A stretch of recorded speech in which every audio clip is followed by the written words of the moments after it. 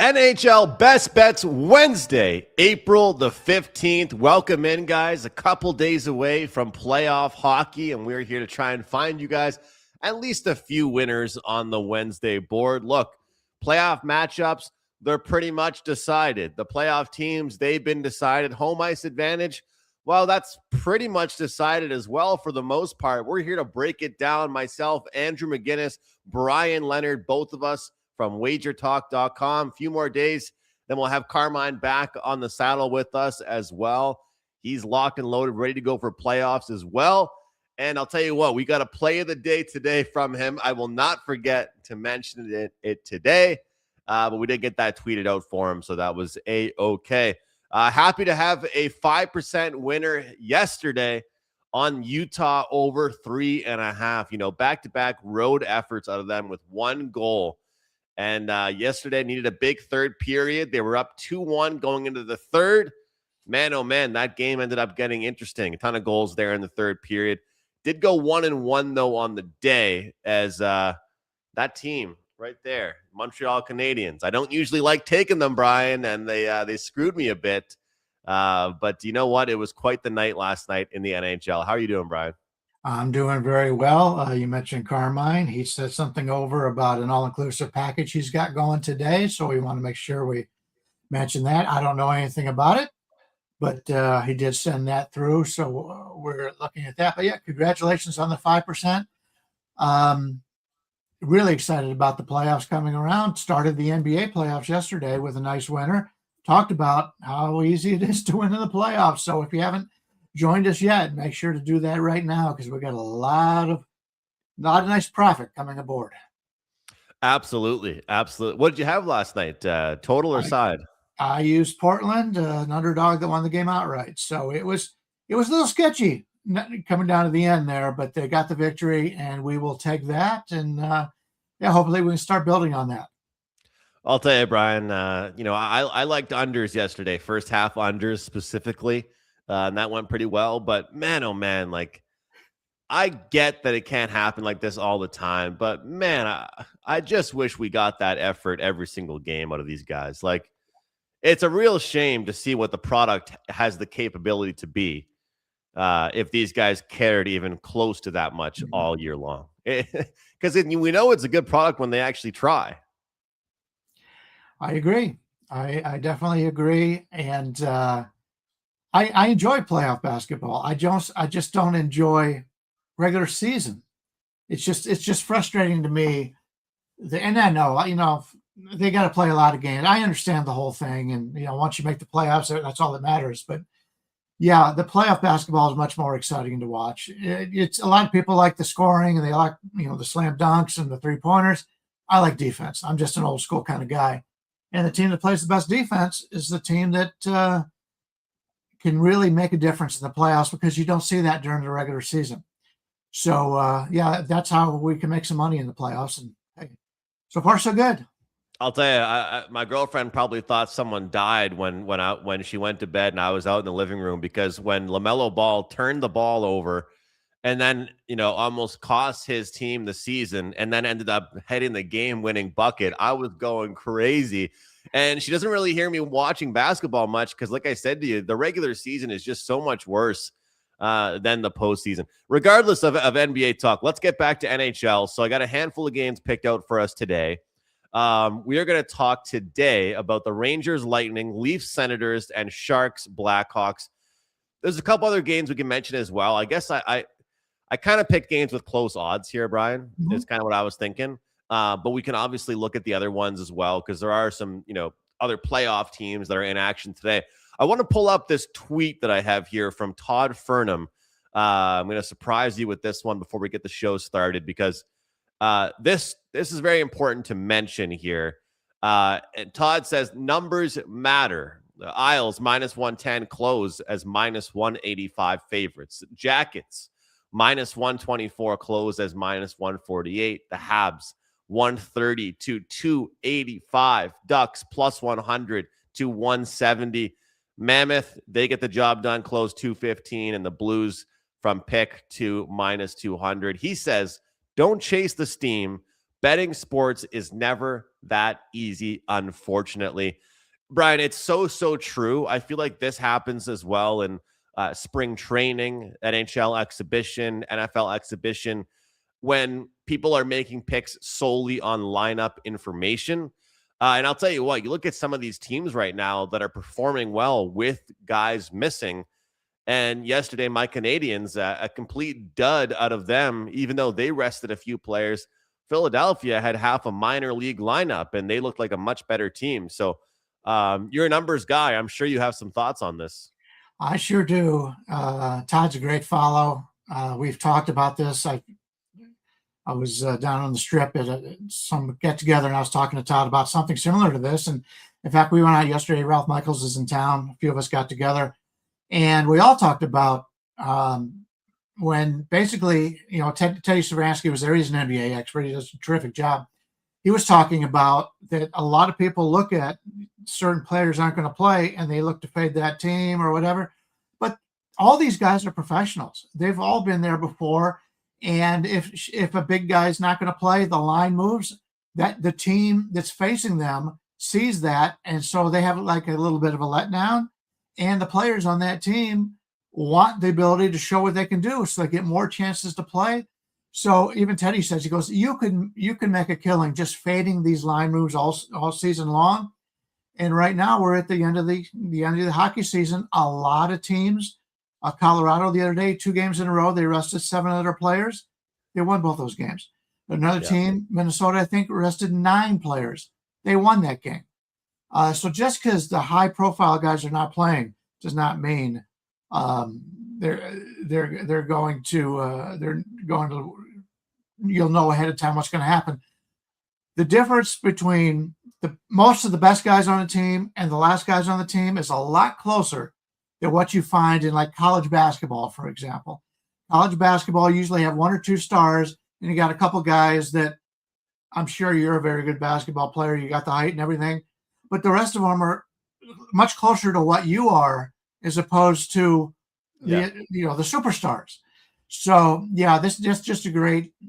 The lines maker knows what the line is when he puts it up. He knows what's going to happen. He reads the same things as we do, and there he puts it out there for a reason. And people continue to ignore it and just bet that guy's not playing. Got to take the other team, that kind of thing. And I think that this goes well for both hockey and basketball, Brian. Simple one word: motivation. Yeah.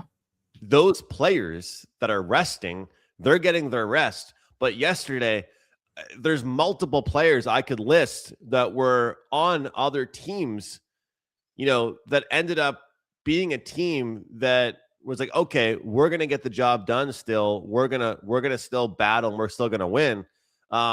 So look, we're seeing some of these teams that are underdogs, but you know what makes a good team great? Having depth. And that's why some of these good teams look at NFL exhibition, even if you're resting QB1, even QB2 or top wide receivers or linebackers, a lot of great organizations have great depth. And in the NHL specifically, with the AHL, they're trying to give these guys their first opportunity as a player. Yesterday, there were, I think, multiple players across the whole league that scored their first ever goal or their first ever point, Brian. They were giving it their all. Anyway, welcome in to everybody live right now with us in YouTube and all of you guys that tune in afterwards. Appreciate all of you guys. Max says the like button, engaged. All kinds of guys with us right now, ready to talk some hockey. So, Brian, I selected the Rangers and the Bolts game here, and maybe I'm being greedy because I'm a Canadiens fan. I want to hear how you feel about the Lightning as they go into the postseason. I'm seeing some books, they don't care that the Habs won the last 2 games against the Lightning. They've got them sub minus 280 in that series. So here's the deal. The Lightning have home ice advantage solidified. They know who they're playing. They know where they're playing. This is a coach that won't be shy to rest his players, and I'm sure it might be a bit baked into the number already. How do we approach this one? The other day, I thought the Rangers could give it a puncher's try and go out on a good note with their season, and they didn't. But just maybe they go out with some pride one last time. What do you think? How much will Tampa care about this game? Yeah, if you watch the line moves like we do and you try to learn from them, Vasilevsky is in goal now. He likes to play the last game of the season. I guess that's something that means a lot to him. And that's why a lot of money came on the Rangers early, and now a lot of money is coming back on Tampa Bay. I think it's an overreaction. Yeah, he's a great goalie, no doubt about it. Tampa's not going to play all their starters in this game. They have no reason to. They've been locked in. I talked about that earlier, that the winning the division or anything doesn't mean anything to Tampa. Tampa just wants to make it to the playoffs, and that's what's important to them. Yes, they've got the goalie in there now, but all that does is put us back into play range on the New York Rangers. Let me take a look at the standings right now. There are 5 teams, the worst 5 teams, and yes, Toronto Maple Leafs are down into that right now. But there are 5 teams in the NHL right now that are down. Currently it looks to be 78 points or less. Okay. Those teams are the Maple Leafs, the Rangers, the Flames, the Blackhawks, and the Canucks. There's one of these teams doesn't belong. Let's just put it that way. The Maple Leafs are minus 44 goals on the season. The Flames are minus 49 goals on the season. The Blackhawks minus 65 goals on the season. And the Canucks, the worst team in the league, minus 95. The New York Rangers, minus 14 goals on the season. And there are 2 teams in the Western Conference. The Rangers have the least amount of points in the East at 75. There's 2 teams that are locked in the playoffs right now, the Ducks and the Kings. They are worse on the season for goal differential than the Rangers are. The Rangers are not a bad hockey team. Yes, they've been lousy at home this year. They're 14, 20, and 7 at home. But on the road, they've always been very good. They're 19, and 2 on the road. This is a team that could have thrown in the towel earlier. They had high expectations coming into the season, and they have really played real solid hockey the second half of the season. I really like the Rangers here. I think the game, and I know the game means much more to the Rangers than it does to Tampa. This is Tampa's last game of the season. They're locked into the 3rd spot. So they know who they're going to play in the playoffs. It's a situation for the Rangers. They've played with a lot of heart lately. I think they continue to do that here. And regardless if Vasilevsky's in goal, yes, he's terrific. I think that Tampa Bay is going to rest some players. I believe the playoffs starts on Saturday, so they still have some time ahead of time, but they play games today, and tomorrow is the last game of the regular season. Some of these teams are playing back-to-back. San Jose's got back-to-back. The Kraken's got back-to-back. So this game means a lot more to the Rangers, and now that the price has gone back up again, I like the Rangers. Yeah, some of these teams might even have a few days off because they're waiting to figure out arena situations with concerts and things like that. I've heard about that type of stuff going on with some of these teams. Of course, when they make the schedules and they book the arenas, they're booking them for all the regular season games. So then you have to work with the NBA, or you have to work with concerts or other stuff that's going on. Brian, you look at John Cooper, the head coach of the Lightning, and he is so highly touted as a great coach in this league. He's lifted Stanley Cups. He's done well at the national level. But he's more of a chestnut checkers kind of guy. And, there's some coaches that they care about every single win, right? I promise I don't think this guy is that guy. He cares about the wins when they matter, and everything you just said, I couldn't agree more with you. And one thing about this New York team, just looking at some of my updated numbers here, last 10 games, shots on goal against 23.7 for New York. For their expected goals for per game, 3.4 goals per game expected. So power play percentage, 29. Power play percentage for Tampa Bay, 3.4%. You heard me say that correctly. 3.4%. So, I'm not saying Tampa Bay is limping going into the playoffs, but I would argue that in their last game, they didn't even look that great. So, these teams are getting ready. And, Brian, as much as you mentioned some of these teams getting a day or two off, there has been some complaints about how aggressive the shift in mindset is from, hey, you're going to go play a meaningless game against the Rangers tonight. You're going to have one or two practices, and now you're going to be playing in the Stanley Cup playoffs where some guy's going to try and rip your head off, into the boards. And unfortunately, it can't be both ways, because you've got the hockey crowd that says, well, I don't want to be in my bathing suit going to the beach and hockey's still beyond, but I also don't want these guys playing too many games. So people can't have it both ways, Brian. You can't have it both ways. Yeah, Tampa Bay is coming off of back-to-back wins. They did lose 3 games in a row. They beat Boston 2-1. They beat Detroit 4-3. So, yeah, they've got the monkey off their back. They're playing the Rangers right now. And if you take a look at the Rangers, their numbers are a lot more impressive. I believe they're in the top 6 in power plays, in the top 6 in penalty kill. They're number 1, I believe, in winning faceoffs. And they're number 1 in the league, I believe, in checks. So it's a physical team, and they're going to continue to play physical hockey. They'll play physical hockey against this Tampa Bay team. And the last thing you want to do, if you're the coach of Tampa Bay, is to have your best players on the ice in a game that means nothing to them against a team that's very physical in the Rangers. So, yeah, it's the site we have up there right now coming into this. When we put up the graphics said plus 103, you can now catch plus 133. It's a 30-cent move based on the goalie. Granted, goalies are important, but it's much more than the goalie in this game that you got to worry about. Absolutely. 100%. And sometimes when a team isn't motivated, they make that look very, very clear. Rex giving me a hard time. He says, I hate to say it, but I have concerns for your Habs heading into Tampa for that series, physicality standpoint, and no Dobson.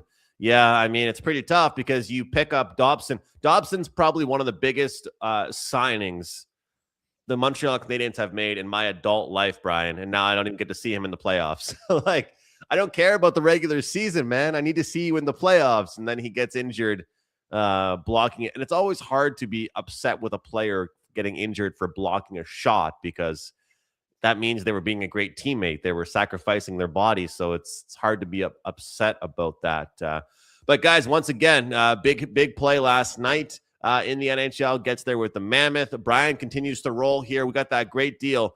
PuckTime 50, guys. Head over to Brian's page. Head over to my page. PuckTime 50 takes $50 off the rest of the NHL for the year. And Brian, I continue to say this, but there's going to be times overnight where a play gets released. There's going to be times in the afternoon a play gets released. Maybe an hour or two before the game, a play gets released. If you are on the All Access package, people will get this sent right to their email, right to their phone right away. So, guys, PuckTime 50. A lot of you guys used this yesterday when you bought my 5% play, and it kind of makes sense. One 5% play costs $35. You're going to get this deal for a pretty good price there, right? Yeah, I was going to put up, I just finished the baseball show, Total Bases, a while ago, and I was going to put up a play as a 5%. I hadn't put out a 5% all season long in baseball, but as we're doing the show, unfortunately, the line moved. And it was a total. It moved a full run, run and a half in some places. So I still like it, but I can't use it as a big play now. And so the lines are constantly, as early as we're doing these shows, the lines are constantly moving. You got to really get them when we put them out. A lot of times I will wait on games to put out because I think the line is going to go higher, or let's just send it out. Says this is the best line we're going to see. And if you're a subscriber to our services, you will get that at the best line possible. 100%. Send right to your email. And speaking of 5% plays, congrats to Carmine. Barcelona gets the job done for Carmine. A nice winner for him in soccer. So we always talk about the all access packages, and you're doing baseball and hockey and multiple sports as well. I'm dabbling with the baseball team totals and first 5 plays. And I've got my NHL stuff. CFL is around the corner, which you guys know that I love. So the all access packages are great. If you guys are on Carmine's hockey package, you didn't get to have his 5% soccer yesterday. So make sure you guys are locked and loaded with it all. Okay, Brian, keeping things going here. This one's always big here in Canada, where you will be in a pretty short period of time hanging out with Carmine. The Battle of Ontario, we call it here. Ottawa and Toronto going head-to-head. Minus 183 opener pretty much here for Ottawa. They get the sense now they are playing the Carolina Hurricanes. Will not be easy. I promise you, they would have preferred the Habs. They would have preferred the Buffalo Sabres. They probably would have preferred anybody besides the Carolina Hurricanes. So the funny thing is, for many, many years, the roles were switched. You had Ottawa just trying to play spoiler and win a game towards the end of the year just to mess with the Leafs. And now it's the Leafs. And I'll make this very clear. Leaf fans want their team to lose. They want the draft pick stuff. So what do you think here? Because there's to me, there's no chance, especially after finding out you're going to play a grueling series against Carolina. There's no chance all the regular guys suit up for Ottawa tonight. So I'm curious, could this be a time where we say, okay, you know what? Leaf fans want to lose, but I'm going to take them to win as an underdog. What do you think? Yeah, this is one of those games where I think neither one of these teams want to play in it. And they wanted to get at least Toronto wanted to get their season over, and Ottawa wants to get onto the playoffs. I can't lay this number with Ottawa. There's no way they're as excited for this game as they normally would be. They know where they're going to go. There's money been coming in on them. Maybe it's the anti-Toronto money because of that, or is everybody knows that Toronto's management will kind of make sure they don't win? What's wrong with playing Toronto plus 1.5? You're laying about 145 to 160 in this. That way Toronto can still lose, and you get the victory here. If you're taking the plus 1.5, that would be the only way I would look at this one, because I don't know. I can't see the motivation from either one of these teams in this game, but I don't want to lay Ottawa. They're up to 200 in some places right now. That's crazy. Toronto plus 1.5, minus 150, something in that area is the only way I could look at this game. Well, Brian, this comment from 805 Noodles says the Leafs are shining their golf clubs. That's the thing. How much do they care about this game? How much do they care? They should be pretty shined up by now, haven't they? Because they've been out of this for a while. You'd think so. We had a guy comment yesterday. Hey, you guys said the goals were going to come tomorrow. Yesterday, that the overs were going to hit, and obviously there were some unders that hit yesterday as well. And so there's two different angles for players not caring. There's not blocking shots and not playing defense, or there's just not going to those dirty areas and scoring those hard to score goals. And, that could kind of hurt you as far as your offense goes as well. So look, I imagine the Leafs are going to have some call-ups as well. This, to me, is one of those games where I want to be involved in the Maple Leafs, because they fired their general manager. Who knows if their coach makes it through the summer? They have an issue as far as their bottom guys are concerned. They traded away Nick Waugh. They traded away Scott Lawton. They traded away Bob McMahon. Brian, these guys are going to be auditioning for spots next season.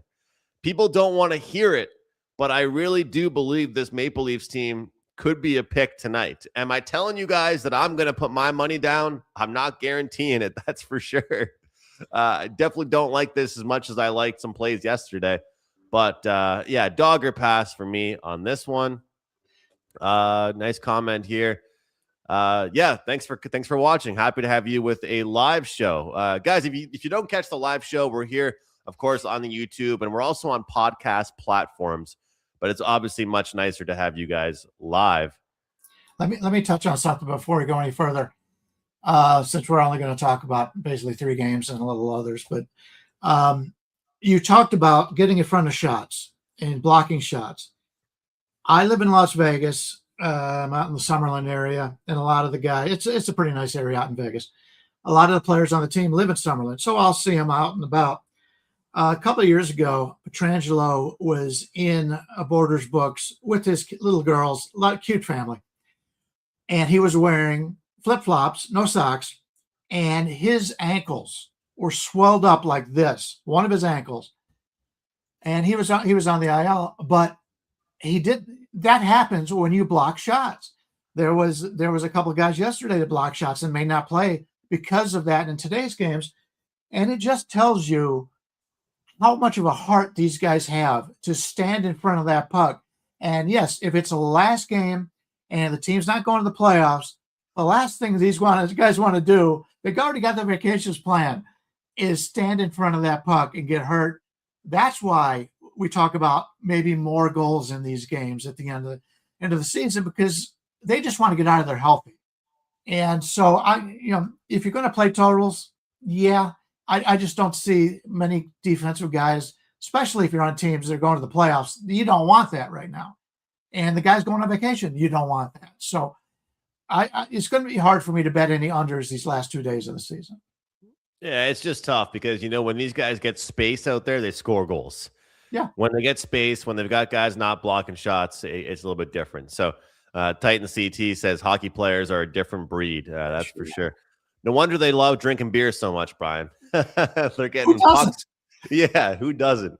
Who does not? All right, let's get to our last one we're going to break down. And I chose this game because, excuse me, Brian. I chose this game because obviously the future of the NHL with the young stars, with Connor Bedard and Macklin Celebrini, the Sharks fell short. They were in the mix. They were in the hunt. I guess that was probably the goal for them going into the season. Obviously disappointed. It's a bit tough. It was kind of a Mike Trout situation here where you got one guy on the team that does well and everybody else was way below him. We're talking about Celebrini, of course. What's your handicap on this game? Because I'll tell you, Chicago, to me, is one of those teams I think that's going to go out with swinging. And at this point, San Jose is probably just pissed that they're not in the playoffs. Yep. San Jose struggled in some of those games they needed to win. They were in pretty good shape a while back, but they played the Edmonton at home. That was the real killer. They lose that game 5-2, and they're pretty frustrated the next day. They go to Anaheim, lose that game 6-1. And then they come back home and play Vancouver, a team that has not won many games lately. And they lose that game in a shootout.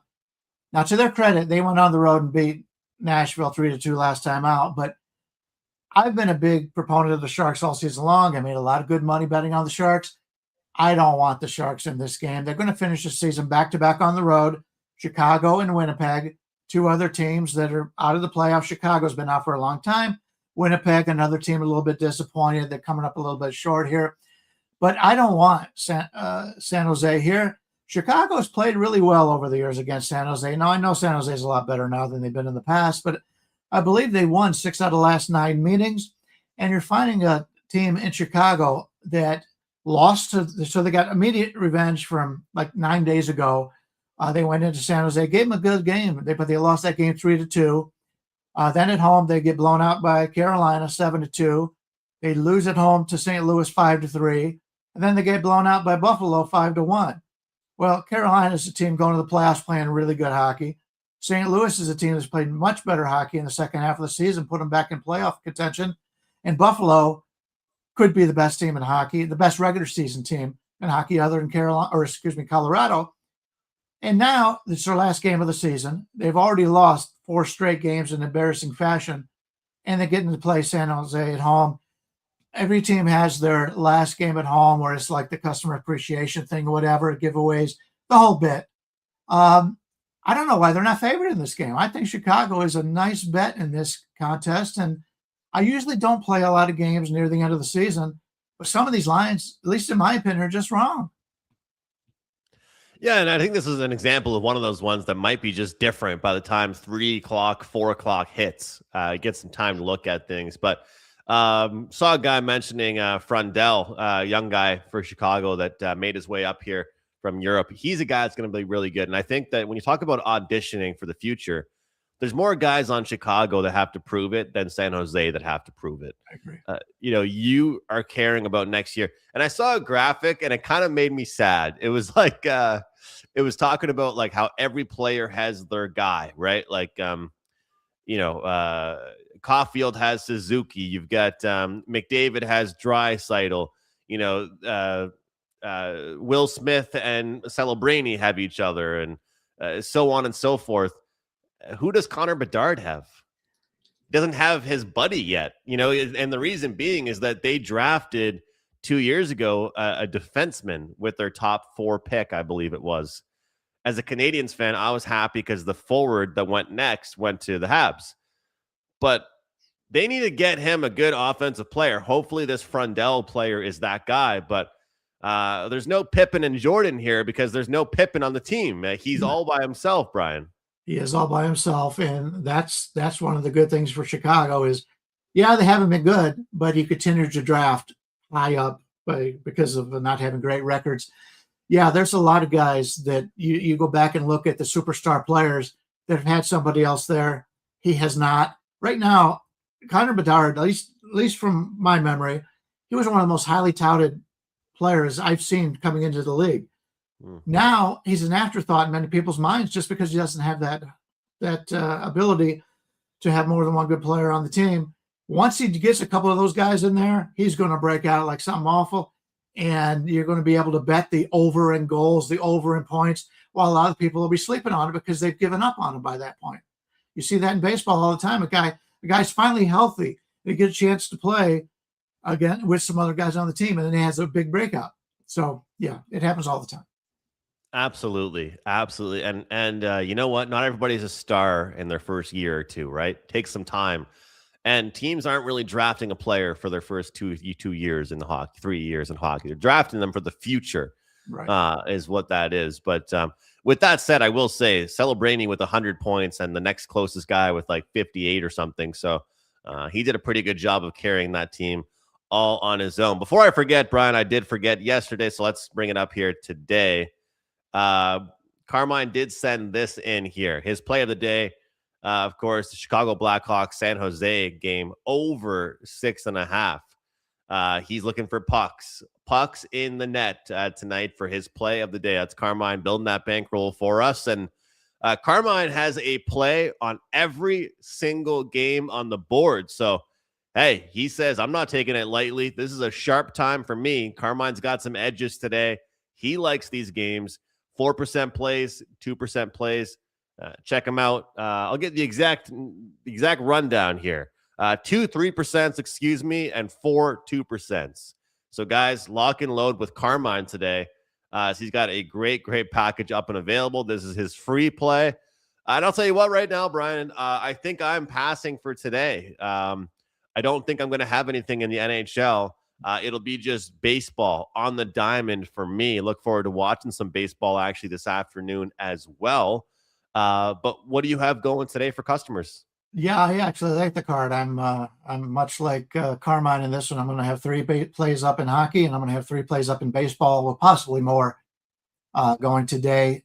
Still haven't handicapped the 2 games in the NBA. Like I said, had the winner yesterday.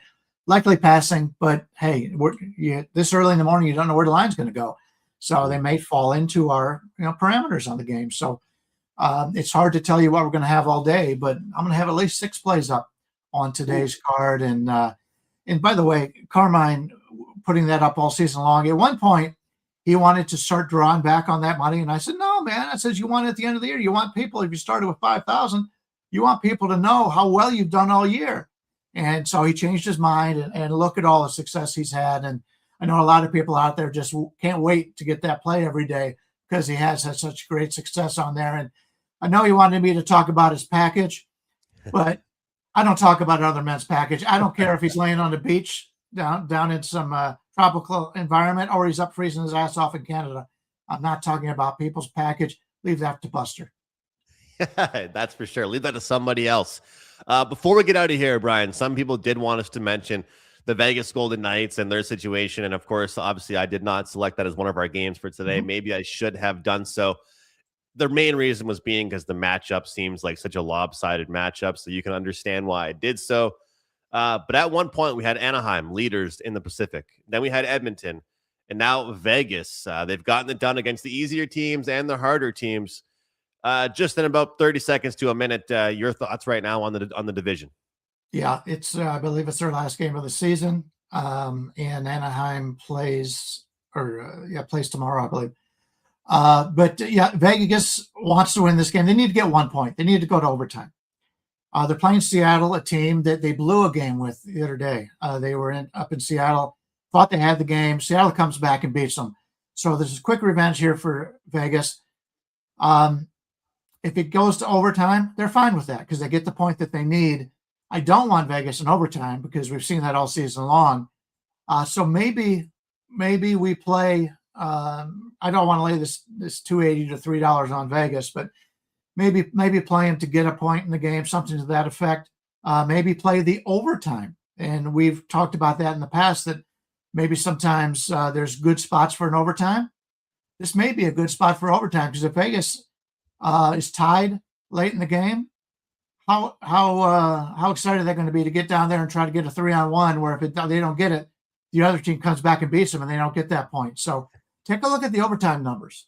Usually, when a line is in this price range, it's a pretty good payout. I don't bet it very often, but check it out. It may be worth playing a bet. I like that, Brian. A little overtime propping because you know what? Every point matters at this point. Every single point matters right now. And, it'd be the most Seattle thing ever to just play their best game of the year. But I just don't know if I trust this team. Plus 380 is your number. The price is right. Plus 380 with the tie prop, the overtime prop. That's not too bad. Usually you're getting plus 310 or lower on that one. So that will do it for the show, guys. Thanks so much to Brian for being here. As always, we'll see Brian again tomorrow to close out the week. And next time we talk after that will be playoff time. And once again, guys, that promo code is PuckTime50. PuckTime50, $50 off an NHL package. I'm going to start sending out some playoff futures probably tonight or early tomorrow morning. So we're getting ready already for the postseason. Let's cash some tickets. Thanks so much, all of you in the live chat. Truly appreciate you guys being here. Puck Time isn't the same without you guys here, and you guys definitely don't go unnoticed. That's for sure. Leave a like button on the way out, and Wager Talk Today coming up in 20 minutes time. All the best. We'll see you tomorrow.